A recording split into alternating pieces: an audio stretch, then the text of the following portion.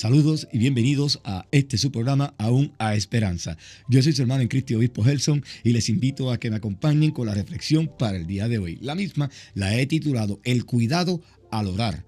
Nuestra lectura bíblica la encontramos en el libro de Génesis, capítulo 18 y el versículo 27, y a través de toda la programación estaremos utilizando la nueva versión internacional. Pero antes que todo, vamos a tener una breve oración. Oremos. Padre nuestro que estás en el cielo, alabado y glorificado sea tu santo nombre. Antes que todo, Señor, te pedimos perdón por todos nuestros pecados, Señor, y también te damos gracias por otro día más de vida que tú nos has concedido en tu inmenso amor y tu infinita misericordia. Te pedimos humildemente y nuevamente que hagas acto de presencia en medio nuestro a través de tu Santo Espíritu, para que sea tu Espíritu quien dirija esta programación, Señor, y que de esta manera tu palabra pueda llegar a todos los corazones que están parto de ella y que a su vez tú seas enaltecido y glorificado. En el nombre de Cristo Jesús te lo pedimos. Amén. Como les decía, la reflexión para el día de hoy lleva por título El cuidado al orar. Vamos rápidamente a nuestra lectura bíblica, la cual encontramos en el libro de Génesis capítulo 18 y el versículo 27. Dice allí: Abraham le dijo: reconozco que he sido muy atrevido al dirigirme a mi Señor, yo que apenas soy polvo y ceniza. Palabra de Dios. Aquí encontramos la primera oración solemne e intercesora a través de toda la escritura. Pero también hay tres elementos aquí que tenemos que tenerlos en cuenta. Y es que Abraham reconoce que él se estaba atreviendo a venir delante de Dios y también reconoce que él es menos que Dios. Pero un tercero y muy importante es que Abraham no solamente intercede por aquellas personas justas que pudieran haber habido dentro de la ciudad de Sodoma, sino que Abraham también está intercediendo por la ciudad completa. Ahí incluía aún aquellos que estaban en pecado. Vamos rápidamente al versículo 38 en el mismo capítulo, donde nos dice allí: pero tal vez falten 5 justos para completar los 50. Destruirás toda la ciudad si faltan esos 5. Estamos viendo, si faltan esos 5, si hay 5 justos, él estaba rogando que Dios no la destruyera, pero está hablando de la ciudad completa, no estaba hablando simplemente de los justos. Y no tengamos en mente a los, porque en ese momento Abraham de seguro no estaba pensando en los, sino que está pensando en todos los justos que pudieron haber habido dentro de la ciudad. Ahora, la oración de Abraham hacia Dios fracasó no porque Dios lo haya ignorado, no porque Abraham no tuviera fe, fracasó porque esa oración no estaba ya en el plan que ya Dios tenía para destruir a Sodoma y a Gomorra, porque Gomorra fue destruida porque al caer el fuego y el azufre del cielo, como eran ciudades que estaban una cerca de la otra, ambas quedaron completamente destruidas. Pero no es que Sodoma sea la única que era mala, porque también en Gomorra habían sus situaciones, pero Sodoma era la peor que estaba, porque Sodoma era la que estaba dañando y distorsionando la imagen de Dios, porque somos creados a su imagen y semejanza.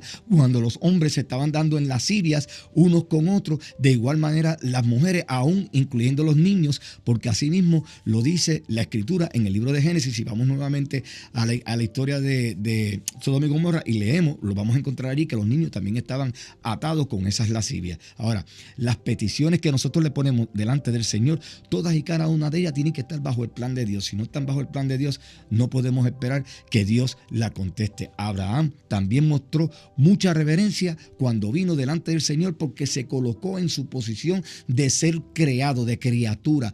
Polvo y ceniza soy, dijo él. Nada más que eso. Así que también reconoció la soberanía de Dios, porque él está diciendo: me estoy tomando el atrevimiento de venir delante de mi Señor. Alabado sea Dios. Abraham también mostró misericordia, porque él estaba pidiendo no solamente por los justos que hubieran allí, sino por toda la ciudad, porque él comenzó de número en número hasta que fue bajando a cierto número. Pero como ya estaba en el plan de Dios que iba a destruir la ciudad, pues él ignoró el ruego de Abraham. Vuelvo y le repito, no porque no quiso escucharlo, sino porque ya Dios se había propuesto destruir las ciudades, y nosotros tenemos que entender claramente a través de este acto que nosotros podemos rogarle a Dios, pero todo lo que le pidamos a Dios, sea para con quien sea que esté enfermo, que una familia que esté sufriendo, si Dios está en su plan salvarlo, levantarlo de la cama, ayudar a esa familia, porque Dios entiende que eso es lo que Él va a hacer, porque tiene otros planes para ellos en el futuro. Dios lo va a hacer. Pero si Dios no tiene ni ese plan, y por lo cual tú estás rogando, hermano, resígnese, porque no se va a dar, porque es la voluntad de Dios, porque Dios es soberano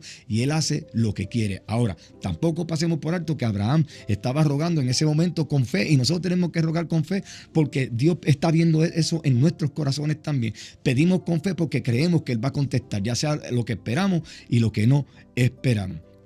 Nosotros cuando venimos delante de Dios todo el tiempo tenemos que mostrar gran reverencia porque hay que venir delante de Dios con sumo cuidado. Mira lo que nos dice a nosotros en el libro de Jeremías capítulo 30 y el versículo 21. Dice allí, pues ¿quién arriesgaría su vida para acercarse a mí? Afirma el Señor, alabado sea el Señor. ¿Quién arriesga su vida? O sea, usted no puede venir delante de Dios y tratar a Dios como que Dios es un pana, un amiguito cualquiera. No, porque Dios es todopoderoso, Dios es el rey, Dios es el creador de todo y usted tiene que venir con mucho cuidado. Acuérdese que lo que le pasó a los hijos de Aarón cuando fueron a llevar un fuego extraño al templo y cómo Dios los fulminó porque violaron un mandato de Dios, le faltaron el respeto a Dios, le faltaron el respeto a la voluntad. Nosotros tenemos que tener mucho cuidado cuando venimos a presentarnos delante de Dios. Debemos venir con mucha humildad y debemos venir reconociendo su grandeza. Debemos aceptar sus respuestas, sean sí o sean no, nos guste o no nos guste, porque eres Dios. Dios no es uno más. Nosotros no venimos simplemente a hablarle a Dios como si yo estuviese hablando con usted quizás ahora mismo o como cualquier amiguito que usted se encuentra. Hola, ¿cómo está? Mira, ¿te acuerdas de esto? No, Señor. A Dios tenemos que venirle a orar, tenemos que rendirle reverencia, tenemos que venir a glorificar a Dios. A Dios venimos mostrándole a Dios que nosotros somos incapaces y tenemos necesidad de Él en todo momento para que se puedan dar las cosas en nuestras vidas. Cristo dijo que nada podíamos hacer sin Él. Así que cuando nosotros venimos a orar delante del Señor, tenemos que hacerlo con esa reverencia y reconociendo que tenemos una necesidad, no solamente la necesidad por la cual estamos pidiendo, tenemos necesidad de Él y tenemos que reconocer que nosotros somos incapaces de resolver cualquier problema que nosotros tenemos, porque el único que puede resolver todos los problemas es Dios. No, recuerden, esto no es una simple conversación como muchos dicen. Aquí se trata de estar comunicándonos con el Dios todopoderoso. No podemos tener a Dios por menos, no podemos considerar a Dios nuestro amiguito de la calle, donde hablamos con la jerga que se usa en la calle, que muchos la usamos, porque yo también lo hago, porque es algo cultural. No, a Dios tenemos que venir con mucha reverencia, con mucha humildad, con mucho respeto, porque Dios es Dios y Él es nuestro creador. Nosotros simple y llanamente somos sus criaturas, ¿ok? Ahora, a veces nosotros no escuchamos una respuesta. ¿Por qué no escuchamos una respuesta? Hermano, nosotros no escuchamos una respuesta porque nosotros pedimos mal. Pedimos en ocasiones para nosotros mismos. Nos olvidamos de interceder y pedir por los hermanos. Y en ocasiones pedimos con malas intenciones en nuestros corazones. Mire lo que nos dice en el libro de Santiago, capítulo 4, el versículo 3. Dice allí: y cuando piden, no reciben porque piden con malas intenciones para satisfacer sus propias pasiones. Palabra de Dios, nuestras propias pasiones. ¿Cuántas personas vienen delante del Señor en oración?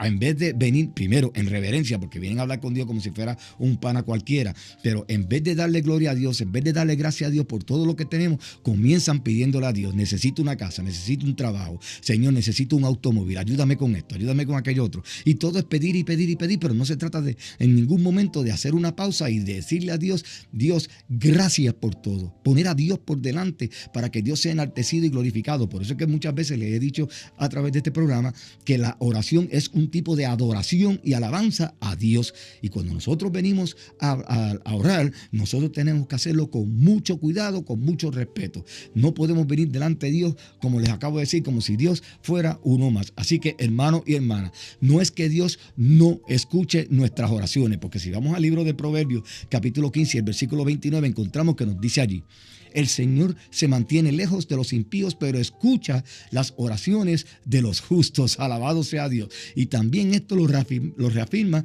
el apóstol Juan en el capítulo 9 y el versículo 31, cuando nos dice allí: sabemos que Dios no escucha a los pecadores, pero sí a los piadosos y a quienes hacen su voluntad. Alabado sea Dios. Y otra cosa, aquí vemos algo importante que dice ahí: los que hacen su voluntad. ¿Estamos nosotros realmente haciendo la voluntad de Dios antes de venir delante de Él a pedir cualquier cosa?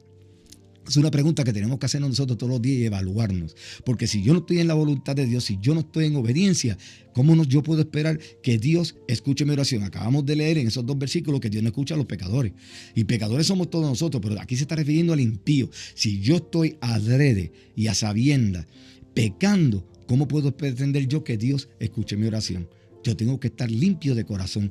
Y fíjense, no es limpio por completo porque seguimos siendo pecadores, pero si yo cometo un pecado que no fue mi intención cometerlo, ahí está el sacrificio de Cristo que hace que Dios me vea justo sin ese pecado y pueda perdonarme y pueda yo seguir perseverando con Él hasta el fin. Estamos viendo, nuestras oraciones tienen que estar bajo el plan de Dios. Nunca olviden eso. Y tenemos que venir a Dios con reverencia y con temor. Mire lo que nos dice a nosotros en el libro de Proverbios, capítulo 1, el versículo 7. Dice allí, el temor del Señor es el principio del conocimiento. Aleluya. Nuestra oración tiene que venir sin intereses personales, tiene que venir con amor y por amor, y tiene que venir sin rencor y sin ningún tipo de amargura que pueda haber en nuestros corazones. Cristo es el único que hace posible que Dios pueda escuchar nuestras oraciones, porque Él es el único que es el mediador entre nosotros y Dios el Padre, como lo dice en el libro de Juan capítulo 14 y el versículo 6. Ahora, también nos ha dejado Cristo otra persona que nos ayuda a orar, que da ese empujón que nos hace falta, que es quien nos cuida día a día, quien nos dirige día a día. Me imagino que usted está pensando lo mismo que yo. Le voy a decir en este momento, el Espíritu Santo. Alabado sea Dios. El Espíritu Santo es quien nos ayuda a nosotros aún en el orar. Nos ayuda en todo, pero aún en el orar. Mire lo que nos dice a nosotros Pablo en Romanos 8, los versículos 26 al 27. Dice allí, asimismo, en nuestra debilidad el Espíritu acude a ayudarnos. No sabemos qué pedir, pero el Espíritu mismo intercede por nosotros con gemidos que no pueden expresarse con palabras. Y Dios, que examina los corazones, ¿sabes cuál es la intención del Espíritu? Porque el Espíritu intercede por los creyentes conforme a la voluntad de Dios. Alabado sea Dios. Miren cómo termina este versículo 27. Escuchen bien estas palabras. Porque el Espíritu intercede por los creyentes conforme a la voluntad de Dios. Aleluya. Aún el Espíritu Santo que está intercediendo por ti, por mí, está sujeto a la voluntad de Dios. Cuando Él está intercediendo por nosotros. Así que así nosotros también tenemos que estar sujetos a Dios en su oración, tenemos que estar sujetos a su decisión, ya sea favorable para nosotros o que nosotros la encontremos no favorable, porque lo que nosotros encontramos no favorable para Dios no necesariamente lo es. Que Dios me los continúe bendiciendo.